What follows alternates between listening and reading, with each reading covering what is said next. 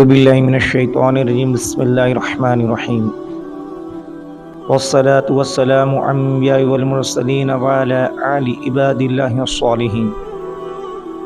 قابل احترام بھائی بزرگوں، دوستوں، عزیز ساتھیوں اور حدیث کو غور سے سننے والی میری تمام ماں بہنوں، اب تمامی لوگوں کا استقبال ہے آج کے درس حدیث کے اندر۔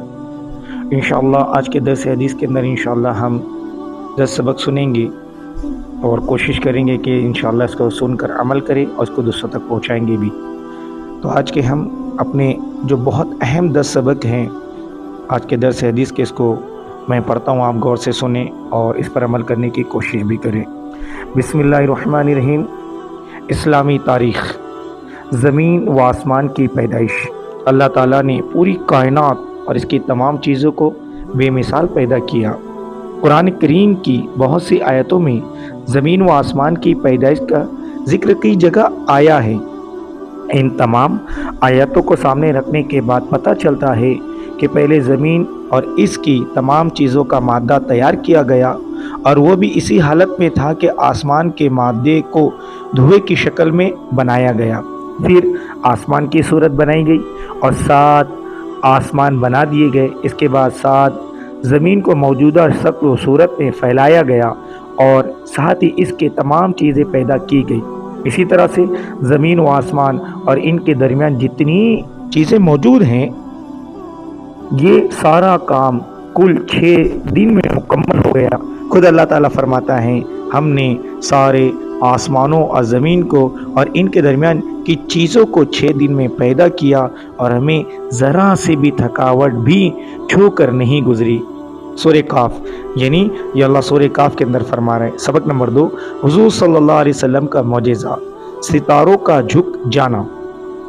حضرت عثمان بن ابی عاص رضی اللہ تعالیٰ کی والدہ فرماتی ہیں کہ میں آپ صلی اللہ علیہ وسلم کے پیدا ہونے کے وقت حاضر تھیں۔ جب آپ علیہ السلام پیدا ہوئے تو میں نے دیکھا کہ سارا گھر نور سے بھر گیا، ستارے قریب آ گئے اور لٹک آئے تھے، یہاں تک کہ مجھے ایسا لگنے لگا تھا کہ اب یہ مجھ پر گر پڑیں گے۔ سبق نمبر 3، ایک فرض کے بارے میں، ہر رکن کو اہتمام سے ادا کرنا۔ حضرت ابو ہریرہ رضی اللہ تعالیٰ سے روایت ہے کہ ایک دن رسول کریم صلی اللہ علیہ وسلم مسجد کے ایک گوشے میں تشریف فرما تھے۔ ایک شخص مسجد میں داخل ہوا اور نماز پڑھی، لیکن اس نے نماز اہتمام سے نہیں پڑھی۔ وہ شخص نماز سے فارغ ہو کر حضور صلی اللہ علیہ وسلم کی خدمت میں حاضر ہوا اور سلام کیا، تو رسول اللہ صلی اللہ علیہ وسلم نے سلام کا جواب دیا اور فرمایا، جاؤ دوبارہ نماز پڑھو، کیونکہ تم نے نماز ٹھیک طریقے سے نہیں پڑھی۔ وہ شخص واپس گیا اور نماز جس طرح سے پہلی پڑھی اسی طرح سے اب بھی پڑھ لی۔ اس کے بعد آیا اور سلام کیا۔ حضور صلی اللہ علیہ وسلم نے سلام کا جواب فرمایا اور فرمایا، جاؤ دوبارہ نماز پڑھو، کیونکہ تم نے نماز ٹھیک نہیں پڑھی۔ تو اس شخص نے دوسری یا تیسری مرتبہ میں عرض کیا، یا رسول اللہ صلی اللہ علیہ وسلم، مجھ کو نماز پڑھنے کا صحیح طریقہ سکھلا دیجئے۔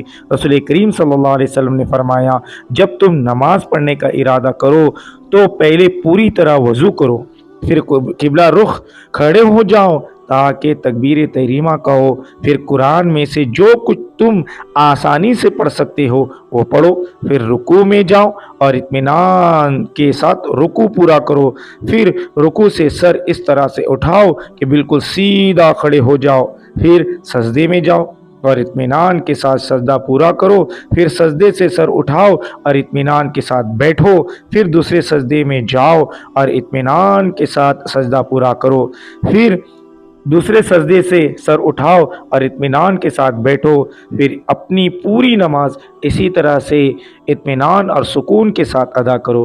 اللہ تعالی ہمیں سکون اور اطمینان کے ساتھ نماز ادا کرنے کی توفیق عطا فرمائے۔ سبق نمبر 4، ایک سنت کے بارے میں، دعا کرنا ایک عبادت ہے۔ قرآن میں اللہ تعالیٰ فرماتا ہے، مجھ سے مانگو میں تمہاری دعا قبول کروں گا۔ سورہ مومنون۔ سبق نمبر 5، ایک اہم عمل کی فضیلت، بہترین اعمال۔ ایک شخص نے رسول کریم صلی اللہ علیہ وسلم سے سوال کیا، کون سا عمل اسلام میں بہتر ہے؟ रसूल करीम सल्लल्लाहु अलैहि वसल्लम ने जवाब फरमाया, खाना खिलाना और हर मोमिन को सलाम करना, चाहे तुम इसको पहचानते हो या ना पहचानते हो। अल्लाह ताला हमें हर एक को सलाम करने की तौफीक अता फरमाए। सबक नंबर 6, एक गुनाह के बारे में, सूद खाना। कुरान में अल्लाह ताला फरमाता है, जो लोग सूद खाते हैं तो कल क़यामत के दिन कब्रों से इस शख्स की तरह से उठेंगे जिसको शैतान ने छू कर पागल बना दिया। जैसे हम देखते हैं ना, अगर किसी को कोई शैतान भूत जीन लग गया तो कैसा पागल जैसा होता है। अल्लाह ताला फरमा रहा है सूरह बकरा के अंदर कि जो लोग सूद खाते हैं वो लोग कल क़यामत के दिन कब्रों में ऐसा उठेंगे जैसे किसी शैतान ने उनको छू कर गुजर गया। सबक नंबर 7, दुनिया के बारे में, दुनिया पर राज़ी होना।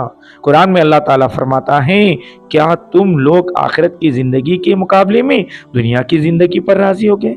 दुनिया का माल तो आखिरत के मुकाबले में कुछ भी नहीं है, इसीलिए किसी इंसान के लिए मुनासिब नहीं है कि वह आखिरत को भूलकर ज़िंदगी गुजारे या दुनिया के थोड़े से सामान के खातिर अपनी आखिरत को बर्बाद कर दे। सूरह तौबा। सबक नंबर 8, आखिरत के बारे में, मुर्दे की हालत। रसूल करीम सल्लल्लाहु अलैहि वसल्लम ने फरमाया, जब मुर्दे को लोग उठाकर चलते हैं तो अगर वो नेक होता है तो कहता है मुझे जल्दी आगे बढ़ाओ, और अगर वो बुरा होता है तो कहता है अरे मेरी हलाकत आ गई, तुम कहाँ ले जा रहे हो?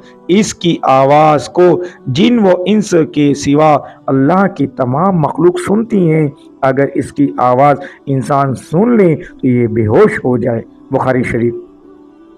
सबक नंबर 9, तिब नबी सल्लल्लाहु अलैहि वसल्लम से इलाज, दूध पीकर कुल्ली करना, यानी जब हम दूध पीते हैं तो कुल्ली करना। रसूल करीम सल्लल्लाहु अलैहि वसल्लम ने दूध पिया फिर कुल्ली की और फरमाया, दूध में चिकनाहट होती है, फ़ायदा मुंह में चिकनाहट का बाकी रहना दांत और मसूड़ों के लिए नुकसानदेह है, इसीलिए दूध पीने के बाद कुल्ली ज़रूर करें। जैसे हम अक्सर देखते थे हमारे बड़े बुजुर्ग, दादा नाना या बड़े पापा वगैरह, बड़े अब्बू जिनको कहते, वो पहले खाना खाते थे अच्छी से कुल्ली करके फिर वो थूका करते थे सिलपची के अंदर, चिलमची के अंदर। तो हम भी जब कोई चिकनी चीज़ दूध वगैरह पिए तो हम ज़रूर कुल्ली करें। सबक नंबर 10, नबी सल्लल्लाहु अलैहि वसल्लम की नसीहत, लोगों को दीन सिखाओ, लोगों को दीन सिखाओ। रसूल करीम सल्लल्लाहु अलैहि वसल्लम ने फरमाया, लोगों को दीन सिखाओ और आसानियाँ पैदा करो और दुश्वारियाँ पैदा ना करो, यानी कि अद्दीन युस्रुन, दीन बहुत आसान है। हम लोगों को दीन की जो हमें मालूमात है, मोटी मोटी बातें उनको सिखाएं और ख़ुद भी अमल करें, दीन के अंदर दुश्वारी पैदा ना करें। कुछ लोग होते हैं ना बड़े बदमिजाज कि दीन की बात को पकड़ के ये झगड़ा, ये लड़ाई, ये आना। ये हमारे नबी फरमा रहे हैं हदीस शरीफ के अंदर कि दीन के अंदर आसानी पैदा करो। पता नहीं कहाँ से क्या कोई कौन सी क्या रिवाज लेकर आते हैं, उसके ऊपर बहस शुरू कर देते हैं। बल्कि बहस ना करें, और अगर कोई बहस का मसला है तो अपने उलमा से हम मालूम करें, लड़ाई झगड़े में ना पड़ें, बल्कि दीन के अंदर आसानी पैदा करें। अल्लाह ताला हमें कहने सुनने से ज़्यादा अमल की तौफीक अता फरमाए। मेरे दोस्तों, इंशाअल्लाह कल और मिलते हैं एक नई वीडियो के साथ, तमाम 10 सबक हदीस के साथ। तब तक अपना, अपने परिवार का नमाज़ों की पाबंदी के साथ ख्याल रखें। अस्सलामु अलैकुम रहमतुल्लाहि व बरकातहू।